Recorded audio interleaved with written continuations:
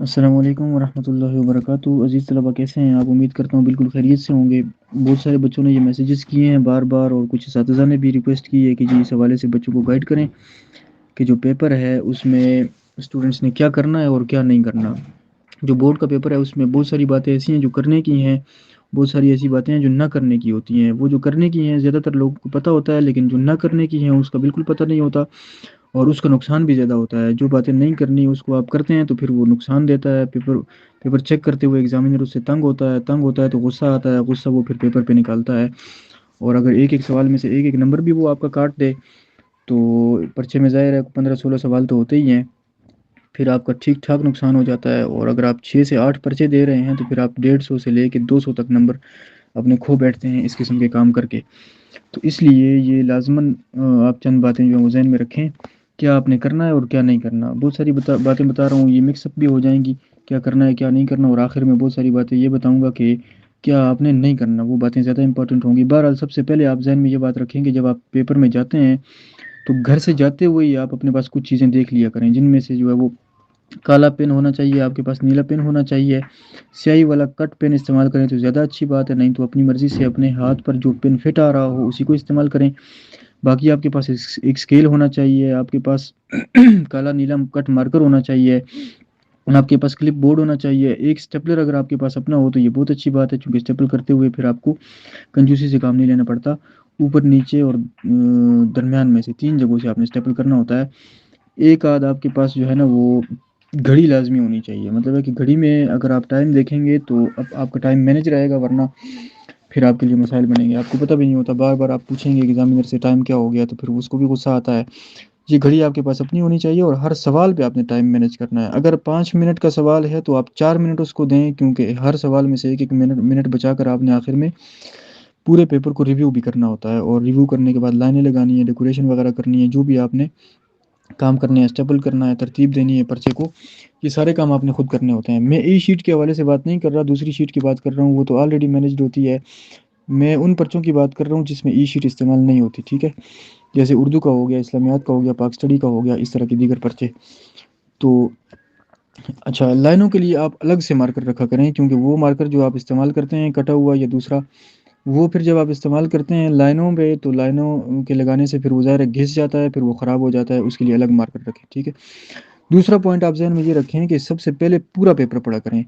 اچھا، M C Qs کی میں بات نہیں کر رہا، ایم سی کیوز ساتھ ساتھ آپ پڑھتے چلے جائیں گے تو جو آپ کو ٹھیک لگ رہا ہے وہ آپ ساتھ ساتھ جو ہے نا وہ لگاتے چلے جائیں۔ تو اس میں یہ بات ہے ذہن میں رہے کہ چاروں آپشن پہلے پوری طرح سے پڑھ لیا کریں۔ اگر آپ سوال پڑھتے ہیں پھر پہلا آپشن پڑھتے ہیں، آپ کو لگتا ہے کہ یہی ٹھیک ہے تو اس کو فوراً ٹک نہ کریں، دوسرا پڑھیں، تیسرا پڑھیں، چوتھا پڑھیں، اور یہ دیکھیں پہلے 1 منٹ آپ کے پاس ہوتا ہے ایک ایم سی کیوز کے لیے، آپ یہ دیکھیں کہ یہ جو 3 آپشن جن کو میں غلط قرار دے رہا ہوں یہ غلط کیوں ہیں۔ اگر آپ نے کنسیپچول پڑھا ہے تو آپ کو یہ پتہ ہونا چاہیے کہ یہ تینوں آپشنز غلط کیوں ہیں، چوتھا ٹھیک ہے تو آپ کو سمجھ آ جائے گی کہ یہ کیوں ٹھیک ہے، آپ کو تسلی ہو جائے گی، ٹھیک ہے۔ لیکن اس کے لیے ضروری ہے کہ چاروں پڑھیں۔ پھر بھی اگر آپ کے کنسیپٹ اتنے مضبوط نہیں ہے تو پھر بھی چاروں آپشن آپ لازمی پڑھ لیا کریں، ٹھیک ہے۔ اچھا، اس کے علاوہ یہ بات ذہن میں رکھیں کہ خانہ جو ہوتا ہے اس میں وہ فل کرنے کے لیے جو ہوتا ہے اس کو پورا فل کیا کریں۔ رول نمبر تو آپ نے سب سے پہلے جو ہے وہ فل کرنا ہے، وہ خانہ بھی اوپر رول نمبر لکھنا ہے، نیچے خانے فل کر دینے ہیں، اور کالے پن سے آپ نے فل کرنے ہیں۔ جب ایم سی کیوز کا جواب دے رہے ہیں تو اس میں بھی کالے پن سے خانے فل کیا کریں، آدھا فل نہ کریں، خانے کے اندر جگہ خالی نہ چھوڑیں اور خانے سے باہر بھی نہ جائیں، ٹھیک ہے۔ اس کے علاوہ وہ جو آپ کی شیٹ ہوتی ہے اس کے اوپر جو ہدایات لکھی ہوتی ہیں اس کو اچھی طرح پڑھ لیا کریں، تاکہ آپ وقتی یعنی پہلے دن جا کر تو آپ نے لازمی پڑھنے ہیں، اس کے بعد بھی اگر کوئی مسئلہ پیش آئے تو اس کو پڑھ لیا کریں، اس میں ساری باتیں لکھی ہوتی ہیں۔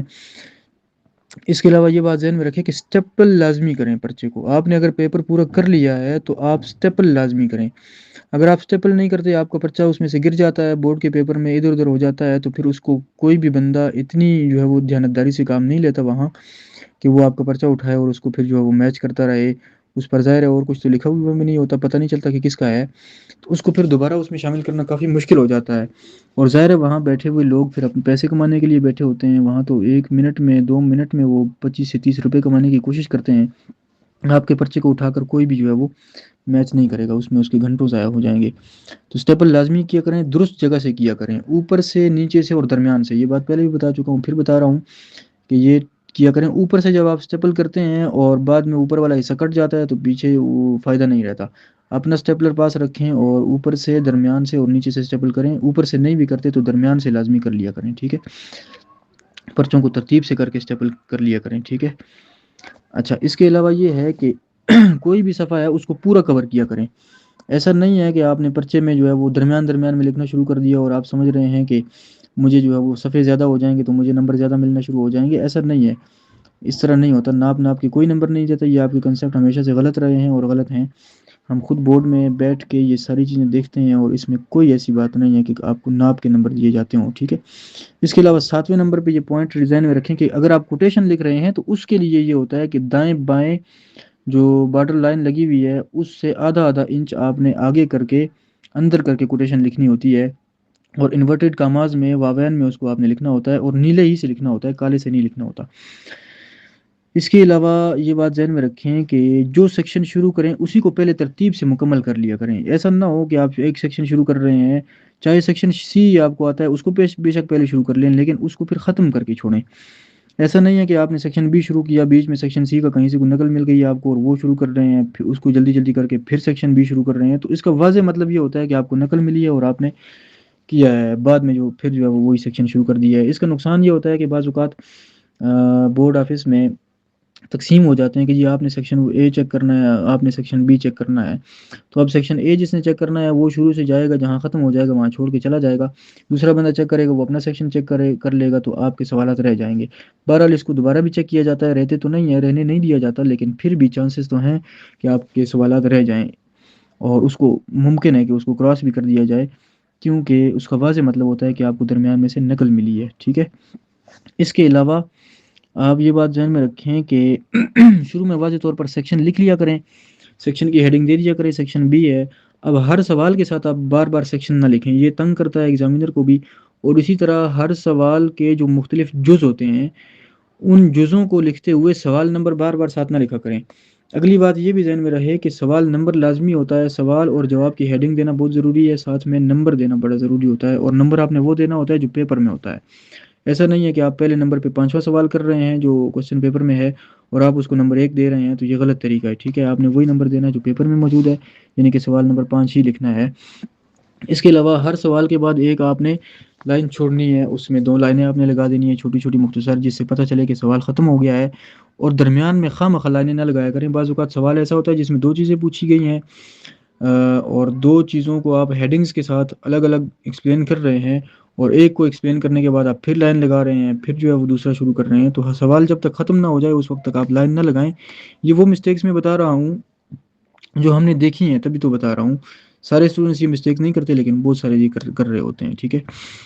اچھا، اس کے علاوہ یہ بات آپ کے ذہن میں رہے کہ سوال نمبر جو ہے وہ حاشیے کے بعد لکھ لیا کریں. ویسے حاشیے سے پہلے، یعنی وہ جو لائن ہوتی ہے بارڈر لائن دائیں طرف یا بائیں طرف، اس سے پیچھے بھی لکھنے میں کوئی حرج نہیں ہے. اس کو عام طور پر خواہ منع کیا جاتا ہے، لیکن بہتر یہ ہے کہ آپ اس سے آگے لکھیں اور واضح طور پر لکھ لیا کریں تاکہ پتہ چل جائے کہ یہاں سے سوال شروع ہو گیا. ٹھیک ہے. اور اس کو کالے سے کر لیا کریں، کالے پین یا کالے مارکر سے دے دیا کریں. جز نمبر بھی اسی طرح دے دیا کریں. یہ درمیان میں بھی آپ دے سکتے ہیں اور شروع میں بھی دے سکتے ہیں. اچھا، کی ورڈز جو ہوتے ہیں یہ ہائی لائٹ کر لیا کریں. یہ 12ویں پوائنٹ پہ میں پہنچ رہا ہوں جو ابھی آپ کو بتا رہا ہوں. کی ورڈز جو ہوتے ہیں، یعنی کسی بھی سوال کے جواب میں جو کی ورڈز ہیں، جو مین لفظ ہے، جو اہم ترین الفاظ ہیں، یعنی آپ خود سوچ کر یہ ڈیسائیڈ کر لیا کریں کہ ایگزامینر جب چیک کرے گا تو کون کون سے اس کو الفاظ چاہیے ہوں گے اس سوال کے جواب میں. تو ان ورڈز کو آپ خود ہائی لائٹ کر لیا کریں. ہائی لائٹر کا استعمال بے شک نہ کریں، آپ کالے پن سے اس کو کر لیا کریں. جواب آپ نے نیلے سے لکھنا ہوتا ہے، اس میں جو الفاظ ہوں گے وہ آپ نے کالے سے ہائی لائٹ کر لینے ہیں. اس کے علاوہ ایک پوائنٹ یہ ذہن میں رکھیں کہ تشریح اور سیاق و سباق کے حوالے سے ایک جملہ تمہیدی طور پر ایسا ہونا چاہیے کہ جو پورے کے پورے سیاق و سباق کو بیان کر دے. یا شعر کی تشریح کر رہے ہیں تو پہلا جملہ ایسا ہونا چاہیے کہ جو پورے شعر کے مفہوم کو عرض کر دے. اب ظاہر ہے اس کے لیے تیاری ہوتی ہے اور تیاری آپ نے کی ہوگی. آپ کی پوری کتاب میں فرسٹ ایئر سیکنڈ ایئر کی کتابوں کو اگر آپ دیکھیں تو 15 چیپٹر فرسٹ ایئر میں ہیں اور سیکنڈ ایئر کی کتاب میں 17 چیپٹرز ہیں نثر کے. اس میں سے سیاق و سباق آتا ہے. تو ایک ایک جملہ اگر آپ یاد کر لیں یہ بڑا فائدے میں رہتا ہے. اس میں بھی اہم لفظ جو ہے وہ ہائی لائٹ کر لیا کریں. اچھا، اس کے علاوہ یہ ہے کہ سٹارٹ میں فضول قسم کی تمہید سے گریز کیا کریں. بعض بچے جو ہے وہ شعر کی تشریح کرتے ہوئے فضول قسم کی تمہید شروع کر دیتے ہیں اور اتنی لمبی چوڑی تمہید باندھ رہے ہیں کہ پھر پڑھنے والا جو 2 لائنیں پڑھتا ہے تو وہ کہتا ہے کہ جی یہ تو فضول لگا ہوا ہے، آتا نہیں ہے اس کو، بس یہ ویسے ہی باتیں بنا رہا ہے، تو پھر آپ کے نمبر کٹ سکتے ہیں، ٹھیک ہے؟ ایکسٹرا فضول قسم کی تمہید نہ باندھا کریں، خدا کا واسطہ ہے، یہ چیزیں تنگ کرتی ہیں ایگزامینر کو، اس کے پاس ٹائم نہیں ہوتا، بہت کم ٹائم ہوتا ہے ان کے پاس۔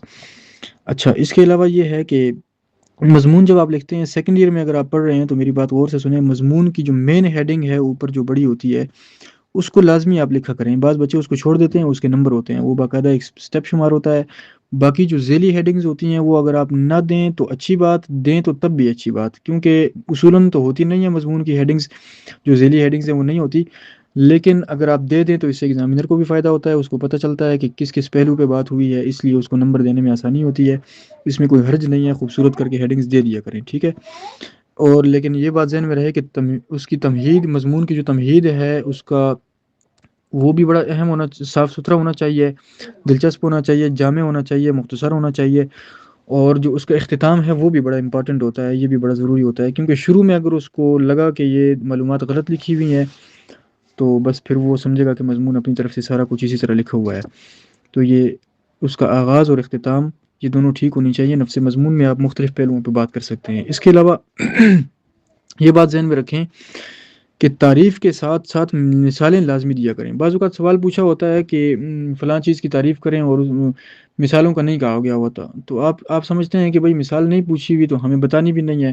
ایسا نہیں ہے، کسی بھی سوال میں جب آپ ڈیفینیشن کرتے ہیں تو آپ نے پھر جواب میں اس میں مثالیں بھی لازمی دینی ہوتی ہیں، اور میٹرک والے جو بچے ہیں وہ 2 مثالیں یاد کر لیا کریں۔ ظاہر ہے جو بچہ ایک مثال کسی چیز کے حوالے سے دے سکتا ہے تو وہ 2 مثالیں بھی دے سکتا ہے، کوئی مشکل نہیں ہے۔ اور جو انٹر کے بچے ہوتے ہیں وہ 3 مثالیں کم از کم کر لیا کریں، کیونکہ 2 نمبر انٹر کے پیپر میں کسی تعریف کے ہوتے ہیں اور 3 نمبر جو ہوتے ہیں وہ مثال کے ہوتے ہیں، ٹھیک ہے؟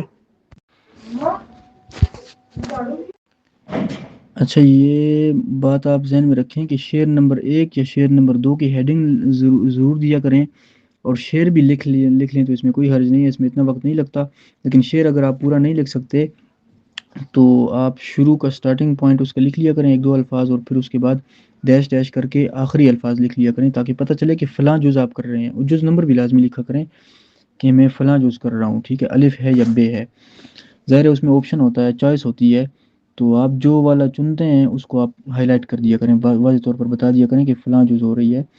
اس کے علاوہ یہ ہے کہ غزل کے ہر شعر کی تشریح آپ الگ الگ کیا کریں، کیونکہ اس کا ہر شعر اپنے آپ میں ایک الگ ایک مکمل اکائی ہوتا ہے اور دوسرے سے موضوع کے لحاظ سے مختلف ہوتا ہے، اس لیے اس کی الگ الگ تشریح ضروری ہے۔ البتہ نظموں کی آپ ایک ساتھ بھی اکٹھے بھی کر سکتے ہیں، اور وہ نظم جو بند کی صورت میں دی گئی ہے، پورا بند آپ کو دے دیا ہے تو اس میں پھر آپ پورے بند کی ایک ہی ساتھ تشریح کریں گے، الگ الگ نہ کریں۔ البتہ بعض نظمیں ایسی ہوتی ہیں کہ جن میں ہر شعر میں ایک ایسا موضوع بیان ہوتا ہے جو کافی وسیع ہوتا ہے، جس طرح اقبال کی نظم ہے 9th کلاس میں موجود ہے طلوع اسلام، اس کے ہر شعر میں جو ہے وہ وسیع معنی پائے جاتے ہیں، تو ایسی نظم ہو اس کو آپ الگ الگ شعر میں بھی کر سکتے ہیں، ٹھیک ہے؟ اور ہر شعر کی تشریح کر لینے کے بعد آپ الگ سے اس کے نیچے لائن نہ لگایا کریں، کیونکہ سوال وہی چل رہا ہوتا ہے اور آپ نے اس میں لائن تب لگانی ہے جب پورا سوال ختم ہو گیا، ٹھیک ہے؟ تو یہ وہ تمام باتیں تھیں جو آپ نے کرنی تھی، زیادہ تر ان میں سے وہ باتیں تھیں جو اب تک میں کر چکا ہوں، وہ کرنے کے کام تھے۔ اب اس کے بعد ایک اور وائس میں آپ کو ساری وہ باتیں بتانے والا ہوں جو آپ نے نہیں کرنی، اور وہ زیادہ امپورٹنٹ ہے، اس کو بھی آپ نے غور سے سننا ہے اور اس پہ بھی عمل کرنا ہے، آپ نے ان چیزوں سے پیپر میں آپ نے بچنا ہے، اوائڈ کرنا ہے ان چیزوں سے۔